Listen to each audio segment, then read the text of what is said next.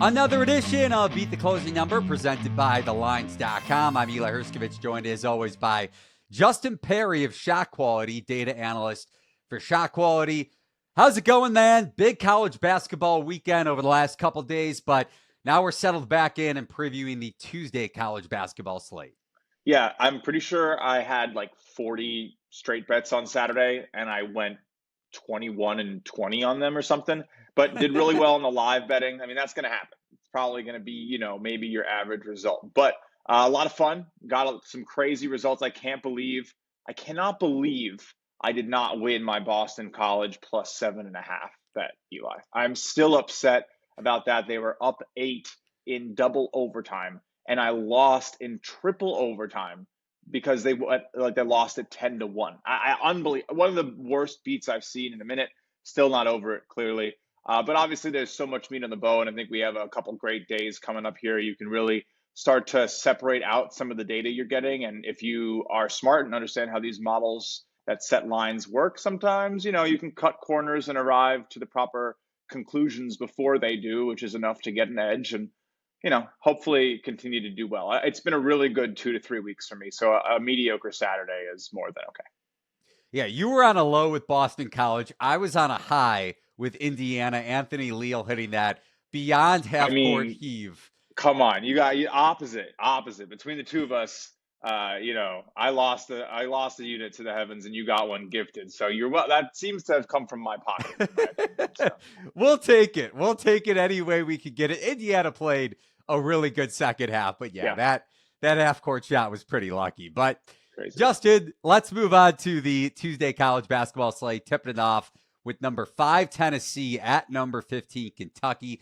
The Vols lost this one in Knoxville a couple weeks ago, and going back to that matchup, Tennessee shot 13 of 41 on uncontested looks against Kentucky, 8 of 33 on uncontested threes, and 7 of 16 on layups. So we'll see if regression turns the Vols' way, but Tennessee blew out Oklahoma on Saturday. Lamont Butler came back for Kentucky on Saturday as well. So the Wildcats getting healthy, and they routed South Carolina. I think you were on Kentucky in that one. But does revenge go Tennessee's way to you, or does Kentucky as a 1.5 point or 1 point home dog on open per DraftKings? Again, these are soft openers. Keep that in mind on Monday afternoon. Does Kentucky sweep the Vols in the regular season? I think they might. I definitely think they're the underrated side coming into this matchup. It's definitely, look, that expected win for Tennessee in that game is going to definitely reign like supreme for a lot of people who use shot quality data. But I think you need to continue to maybe look a little bit past that. Kentucky is just playing very well at the rim. Their games are kind of turning into, honestly, turnstiles at the rim a little bit. Both their offense and defense expected to be doing a lot worse in the conference. So the totals are continue to go over and over and over. But look, Tennessee, it's going to be a really interesting game because Zakai Ziegler, returning after that brief injury, absolutely dominating OU. And now this is a spot where, on the road, it's going to be tough. And it's not like they suffered that expected win defeat on their own floor. That is what happened. They did it on the road, and now they're coming back to their own floor. It's that they, now are going on the road for that second time. So they don't get this now they're coming back to our court and we get to get them. No, now you're going away. It's still going to be very tough to win in the SEC.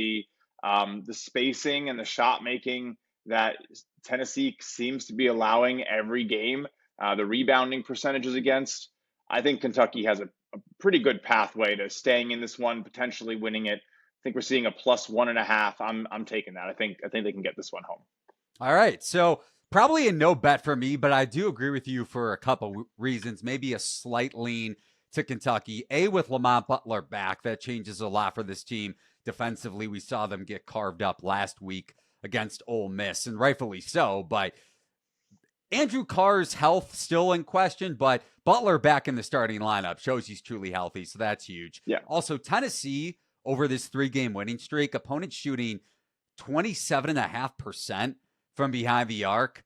You get a good opponent in Florida mixed in, but Kentucky is going to cause that regression to crater, even if Tennessee has revenge on its mind, hit some of those layups, hit some of those uncontested looks that they missed against Kentucky the first time around.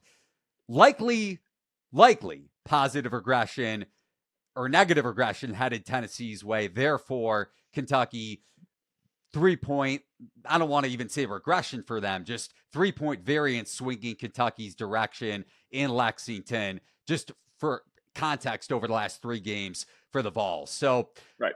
Kentucky shot 50% from deep in their first meeting without Butler. You would think they're going to be able to get better looks at home with Butler in the lineup, play better defensively. Yes, Ziegler got hurt in that first meeting, but long story short, no bet, somewhat of a lean to Kentucky. Yeah, I mean, for me, the shooting is so good. The spacing is so good. The passing is great. We expected them to be shooting better coming out of the non-conference, and they're still, that non-conference shooting performance was still bad enough that their seasonal field goal percentage behind the arc is a 37, but in conference they're at 41. So it's essentially, we've been correct. So they are that 40% from deep shooting team, and that's dangerous. And that is specifically dangerous to a Tennessee team that can maybe slow itself down, to a point of relying on their 3-point shooting as well. And it's not to say that they can't shoot that well, but they're shooting 32% in conference play right now, expect to be shooting 38. So honestly, an underperforming team in terms of shooting. And I think at some point, they're going to rely on Ziegler and Chaz a lot, but outside of those 2 positions on the floor, I don't hate Kentucky to be the better spot. And at home, right? So it's hard to travel, right. And there's plenty to focus on. It's not like they're in a tough stretch. So they just played that road game against Oklahoma, got a win, got the win against Missouri before that, got the win against Florida. So a big string right after a tough 3 out of 4 dropped. Now they go away Kentucky, home Vandy, which is a huge game. Texas A&M, LSU on the road. LSU should be a gimme, hopefully. And then finish Alabama, Mississippi, South Carolina. This is a game that, is definitely not, there's no spot tax. There's no, they're getting up for this one. They have a look ahead. I'm just looking at the matchup. I think end of the day, you want to take Kentucky plus a couple points. It's probably the wrong side favored. Let's keep it moving in the SEC. Number 3, Florida at number 22, Mississippi State.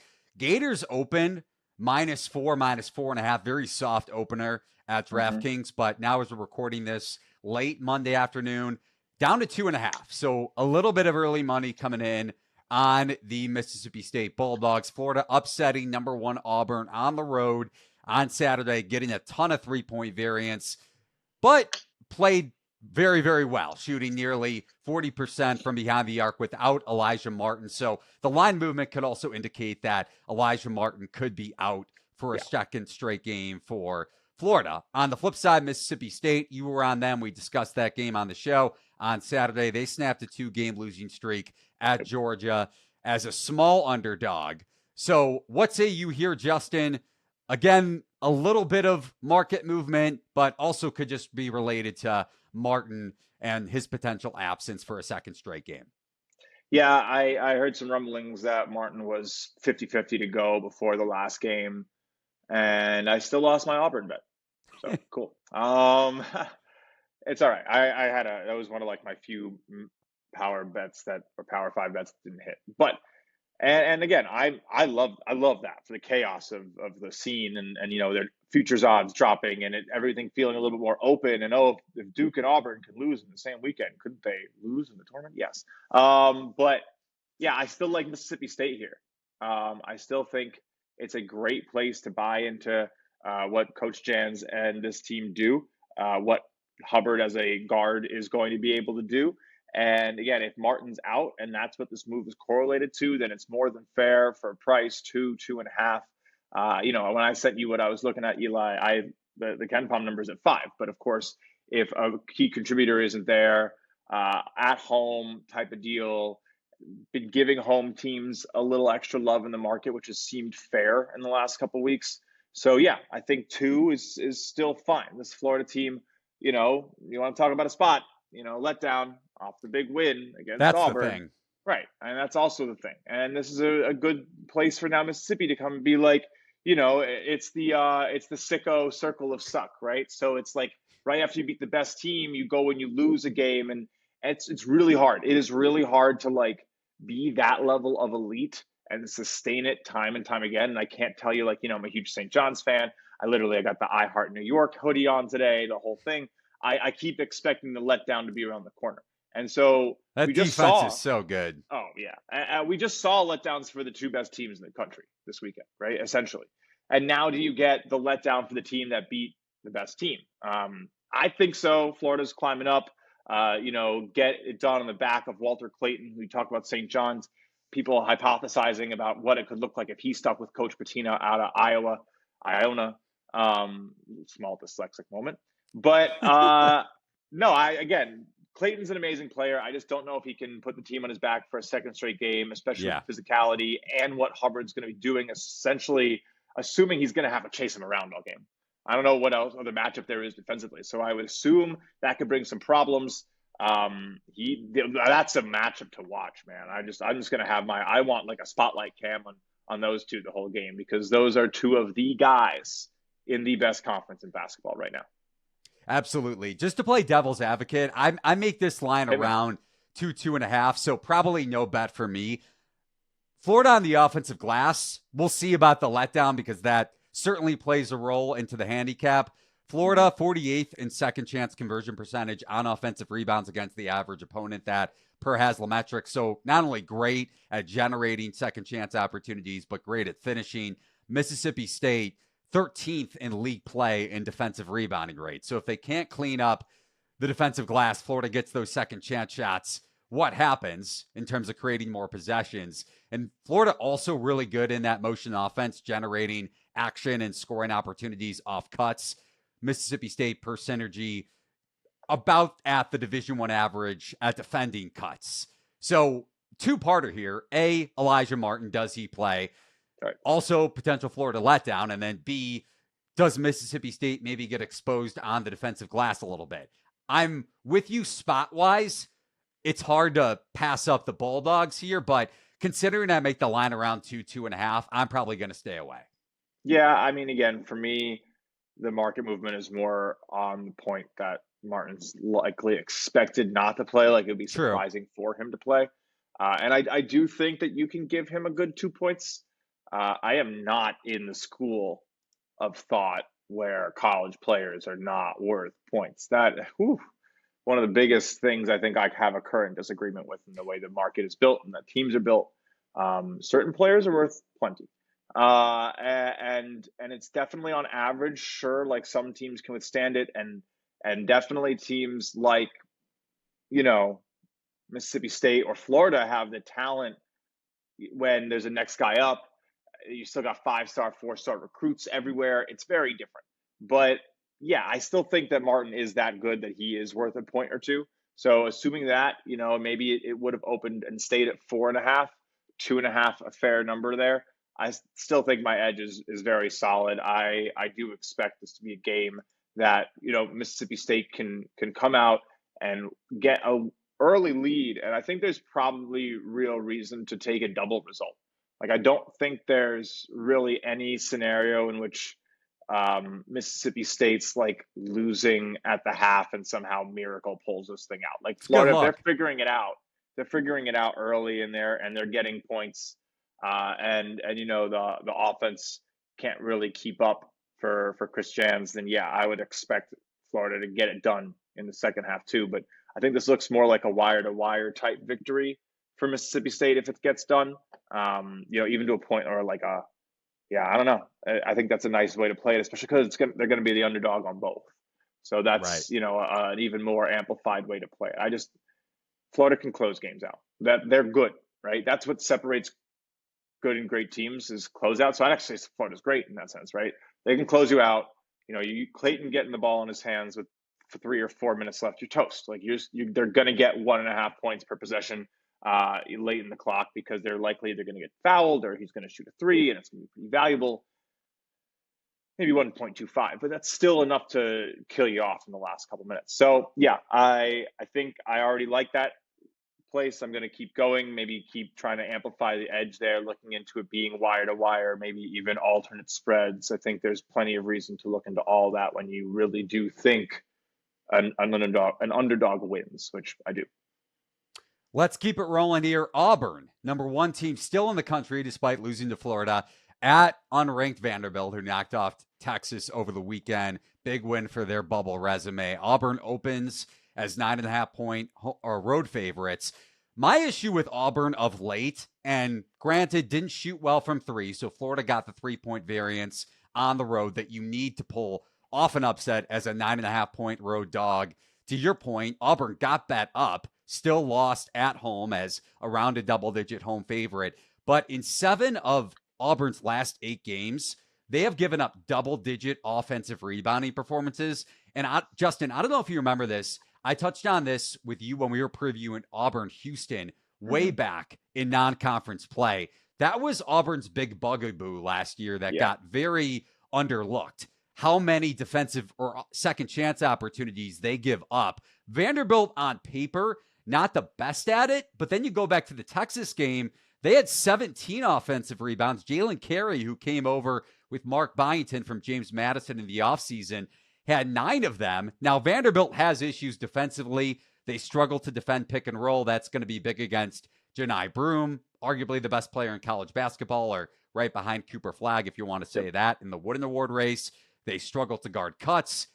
That's going to be detrimental against Bruce Pearl's flex offense. But I have legitimate concerns long-term, maybe not in this game, but long-term with the Tigers on the defensive glass if they don't clean that up, because that was an issue for them last season that could have gone against them if they advanced and beat Yale in the first round. But how are you looking at this one specifically at Vanderbilt? Yeah, for me, this is a spot to continuing to back Vandy in. And I'm on the Vanderbilt train, Eli. I have been for about 3 weeks or so. Data was kind of bubbling up, looking good. Those 1-point games in the SEC. I probably got in late, but I do have a ticket for them to make the Final Four at like 85-1. Ooh. So yeah, I think you can get like 40-1 now is like the best price. So it's definitely, and that, again, that is very much based on the fact that now they're looking more and more like they're going to make the field. So they don't need this win by any means. They can lose this game by whatever. No one's really going to fault them for it.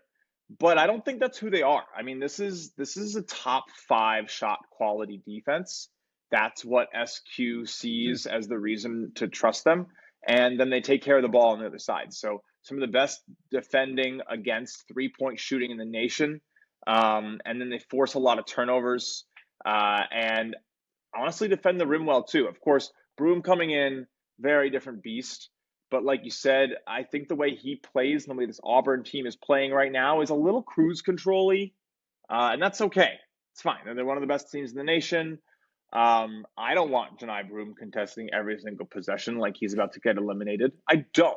If I'm Bruce Pearl and an Auburn alumni, I'm sitting there super like let him score 100 points if we score 102. Even if we score 98 sometimes, it doesn't matter, because guess what? Championship aspirations right now for this Auburn team are about as real as they have ever been. They are the gosh darn favorite, for crying out loud, right now. They are the number 1 team even through the loss. So guess what? Winning becomes a bigger deal than winning by 10. The KenPom number at 11, again, that little extra 1.5 point boost for the home teams that we've been seeing kind of trickling in almost everywhere. So you get 9.5. Still have a big edge. Still think you should expect this one to stay within 10 points, even if it balloons to 15. Even if it gets to 22, Eli. I just think that this Vandy team has every reason to play to the final whistle, and Auburn simply does not. And it's kind of crazy to handicap it on that. I'm not, but I think that's added reason, right? If you like those types of things. Motivationally, right. Doesn't Auburn have they want to bounce back after that Florida loss? And they will. But again, I mean, I don't think they need to win by 20 to bounce back, especially on the road. where it's not easy to win in conference. Okay. It is still the Auburn show. So it's not like they're just going to, lo-de-do, walk into Vanderbilt and no one's going to remember that they're the number one ranked team in the country. They kept the rank through the loss. It's not like they lost to some schlub. They lost to Florida, one of the best teams in the nation, the fourth, fifth best odds on chances to win the tournament. So yeah, they're still this Vanderbilt game is huge for the program. I think it's going to be a packed house. It's going to be loud, raucous, awesome environment, everything you want on a lovely Tuesday night in Tennessee. So yeah, I think you want to take the bet of the home team staying within 10 points to prove that they belong in the tournament. They don't want to get blown out. I don't think Auburn cares to get the blowout. You know what they care to get? A win. And you know how many points you need to get a win? You need one. So yeah, I think you could probably expect this thing to be 2 possessions, 7, 8 points, 9. I'll take it. 9.5's great. My numbers, I haven't really. I was looking at stuff preemptively. I'm just trying to do because my final calculations take a lot more information into account. But yeah. I would assume my number is going to be something along the lines of around 6, 5.5 for this game. So right there around expecting 2 possessions, not 3. So again, that's what you really want. You want that full possession edge in my point. Yep. If you can't, however you handicap, some people don't use models and numbers and percents, and that's fine. I understand everyone has their own methods. I think mine's the best, and that's why I use it. But you want, I think what boils down, and everyone can kind of understand, you want like a full possession of an edge on the game. And if you're sitting there splitting hairs like 1, 2 points, maybe no, I don't think you got enough because Eli can cash a bet from 60 feet out with the buzzer expiring. All right. That's what I'm saying, though. Crazy things happen in the last couple seconds, and you need to be essentially saying almost half the time, maybe even more, I expect to win this bet by a full possession. And that's usually what I say when I'm betting. Unless, of course, like Monday afternoon and we're recording here, I maybe bet the whole board for sport, but it's okay. Let's keep it moving with the Big Ten, a big matchup, rematch from a few weeks ago. I was at Mackey for this game. Purdue at Michigan. So in Michigan for this one. And the Wolverines out to 2-point favorites. They opened soft opener -1. Unsurprisingly, home tax comes in.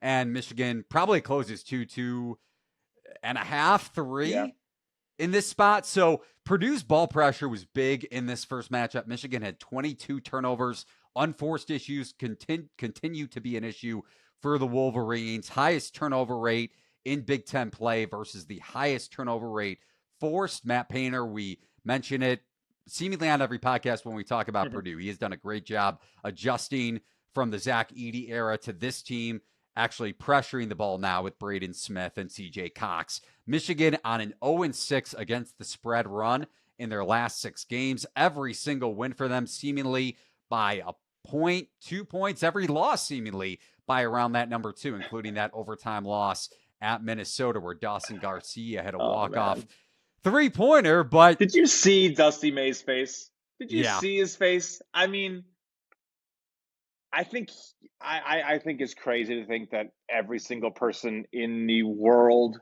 isn't aware. It isn't used as bulletin board material. I mean, it is long before the legalization. Vegas odds and favorites and underdogs have long been a part of processes and on the understanding of sports. So I think he's got to just be rolling his eyes too, right? Like, that's so funny. His boosters are sitting there saying, I got Michigan -3.5. It's just funny. It's fun. At the end of the day, it's almost hard to do. It's like when I go on an 0-7 streak, I'm like, I couldn't try to do this, right? Like, it's hard. So, but yeah, man, I don't know. My bigger problem is, right, giving a team like Indiana the opportunity to even take that shot and cover is as big of a red flag as the cover to me. So, yeah, it's a fluky, maybe they should be expected to cover, and they were. It was a 7-point shot quality expected win. And guess what? Oregon, an 8-point expected shot quality win, and you could have gotten some 7.5. But same point.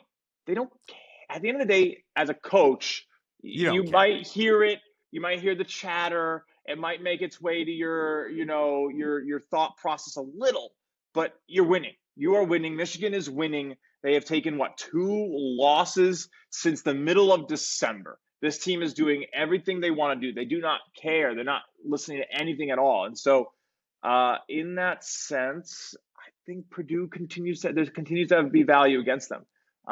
Because like you're almost going to get like the, it can't keep happening type of thing. And it can, because guess That's what? the They're thing. actually overrated still. Where is, and it's hard, it's kind of crazy to say the bottom of the market for Michigan, but when is the buy point? Because the market keeps betting them up. This game is fascinating. Lose games right. You don't really get. I understand you lose spreads, but losing games is really kind of what drives buy points to me, much more than they didn't cover the line in the sand. Well, who cares about the line? I'm with you. It probably moved 6 times during the day, and a million people have different bets cashing and winning, and that's why sports books are excited to take your action at plus 110 every single day, right? I mean, that's it. So evaluate the team. They do not defend the 3 well. They turn the ball over way too much, and they essentially boil it down to, when we need a bucket, we can get it. We're not going to really let you look at the rim. We can pass really well, which again contributes to that, when we need a bucket, we can get it type of thing. They move fast, but it can be a little reckless and a little clunky. Again, you got a 7-foot-something guy dribbling the ball, by nature clunky. He is clunky. Look, he's clunky. Beaut to watch. Love watching Danny Wolf. Watched him make the tournament at Ivy Madness up at Levain Gym last year. So I watched him rip off the mask. You know, he was literally dealing with the eye injury. He couldn't see the 3. Yeah. He tore the mask off, and he got them to the tournament, which of course now leads to this whole thing happening. Awesome moment. But I still think this is a spot where, even at home, this is going to be a game. And this is a big spot for Purdue to continue to exert some dominance over the conference. They are one of the best teams attacking the rim, shooting the 3, passing. I just think they're too hyper efficient on offense to be gifting all those errors to, essentially, that Michigan is just going to continue to make, because you have to call a spade at this point. Yeah, interesting game. We've kind of touched on motivation throughout this podcast. Both teams have a shot to win the Big Ten regular season title. So definitely motivation on both sides. And then you look at Michigan within the context of their lack of covers, or no covers in their last 6 games. Their last 4 wins, Indiana, Oregon, Rutgers, and Penn State. And one of those wins over Rutgers didn't have Dylan Harper. So how impressive really is that? And then on the flip side, Purdue takes down Iowa in its first game without Owen Freeman. Sure. And then they blitz USC over the weekend on Friday without Desmond Claude playing. So I go back and forth on, I think Michigan is, if you're going to ask me who's a paper tiger, I don't think Purdue's a paper tiger, but I think Michigan, come tournament time, we may be looking at their resume and saying, yes, the pick and roll action with Danny Wolf and Vlad Golden is great, but hello, paper tiger. So I agree with you. I don't think paper tigers drop 90 multiple times in a couple months, personally. That's just, I think there's limits, right? But are they fraudulent? Are they going to be a fraudulent number 3, number 4 seed? They'll probably, you know what? No, I'm actually going to say no. I'm going to say no. The half-court offense is just too good, in my opinion.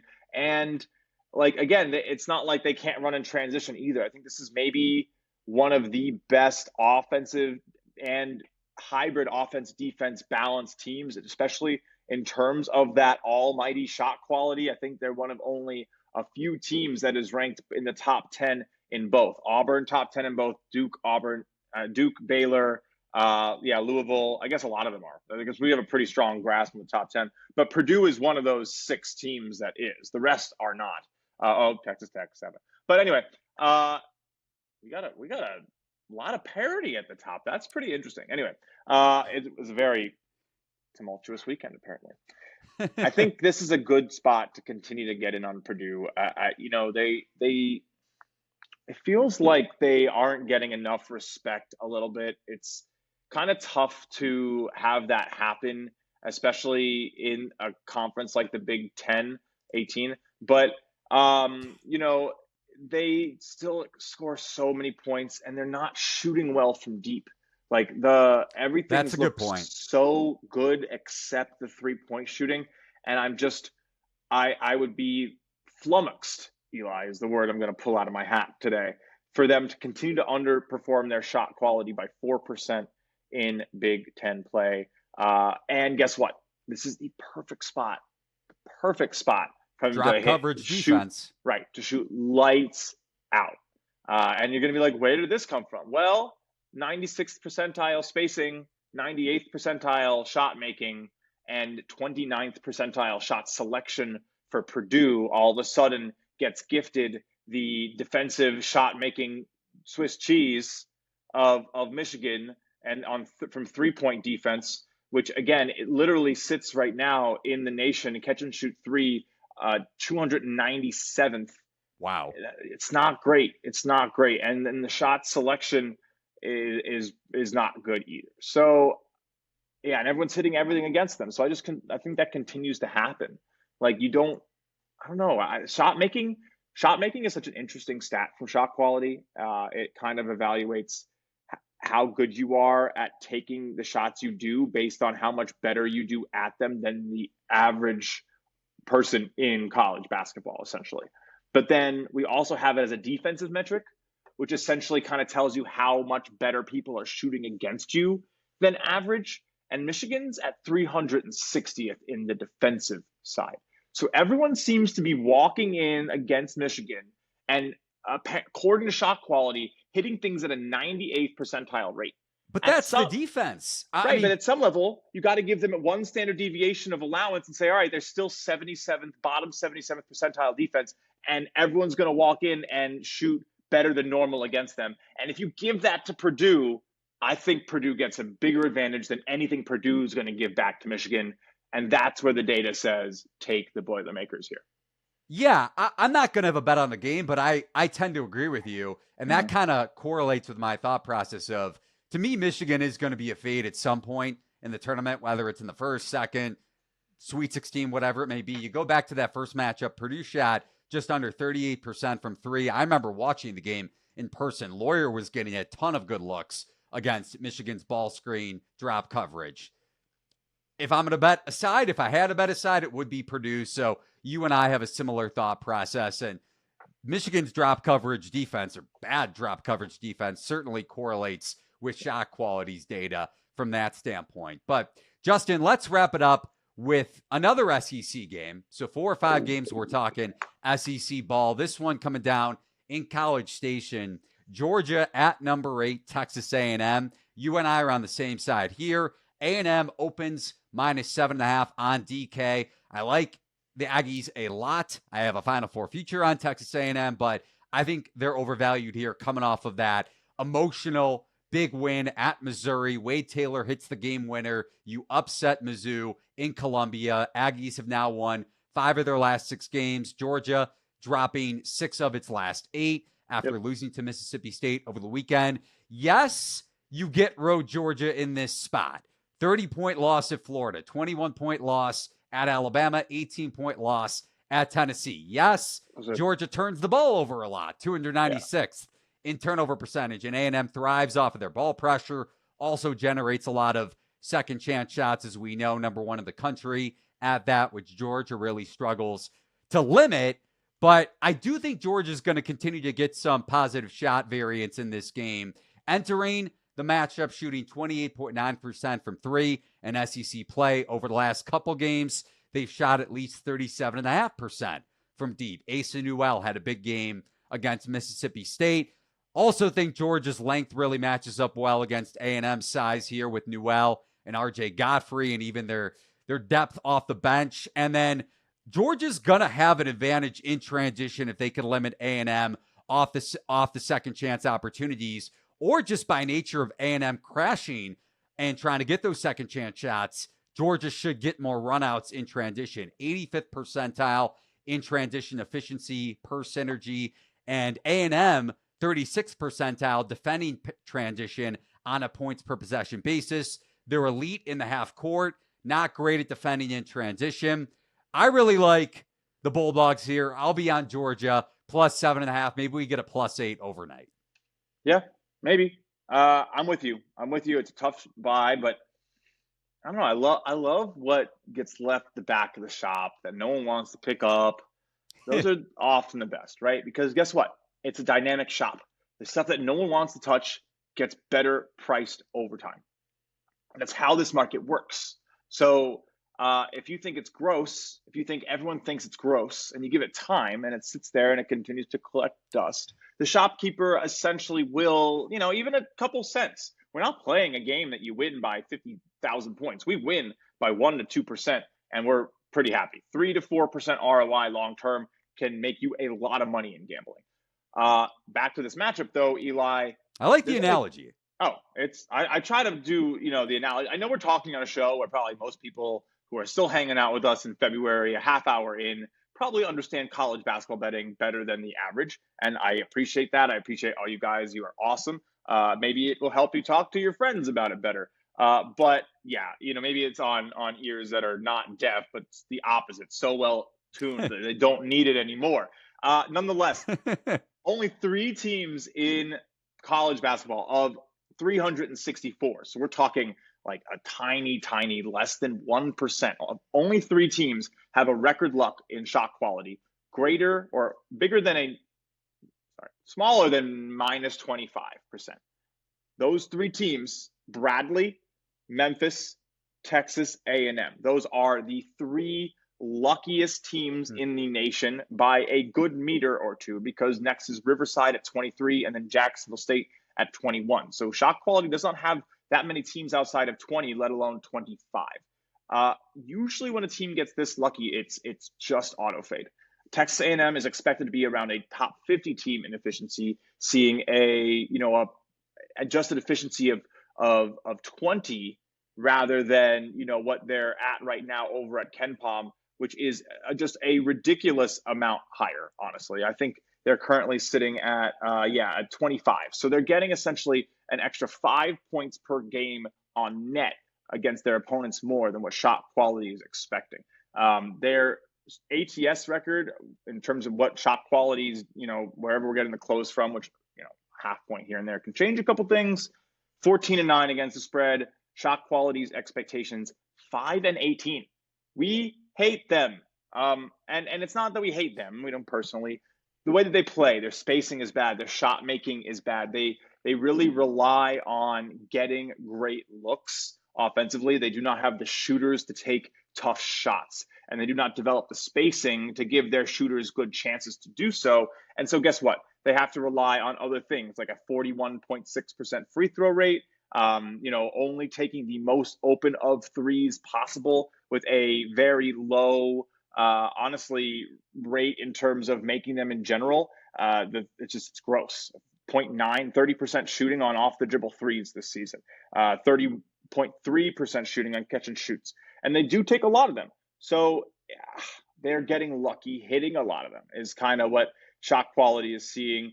And it's honestly in the post up too. So I don't really know. This team's a little bit of an enigma to the data, something we're pretty excited to fade just on trusting the data alone. But you also have Georgia, who I think is in a pretty good buy low opportunity as well, coming off of a game against Mississippi State at home that they were in. They kind of struggled with a little bit, but analytically, shot math saying they were expected to beat Alabama, which is a crazy thing to say on the road. Well, they just don't hit shots. That's the problem. But now they're finally starting to hit shots, like we saw in the last couple of games against LSU and against Mississippi State. One last thing, motivationally speaking, Georgia has a ton to play for. Now, I know A&M is in the thick of the SEC standings, but Georgia's trying to fight for an NCAA tournament berth. They're right on the bubble one way or the other. So that's big. Yeah, I mean, there's really no two ways about that one. I don't like must win. There's no such thing as must win. There's so much game left. I mean, you talk about 7-6 games in the schedule. That is more than enough time for plenty to happen. But I like it in terms of the sense of desperation. They can't get blown out. It's a must not get blown out, essentially. You're right.